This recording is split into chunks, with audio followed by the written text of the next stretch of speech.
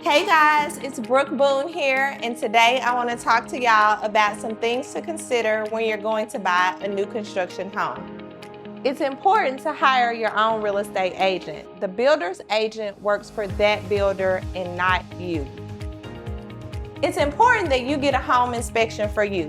I know it's a new construction home, but there still can be some things that need to be repaired before you buy, so make sure to get a home inspection. Be sure to get everything in writing. Get a clear understanding of what comes standard and what is an upgrade. Buying a new construction home does take some patience.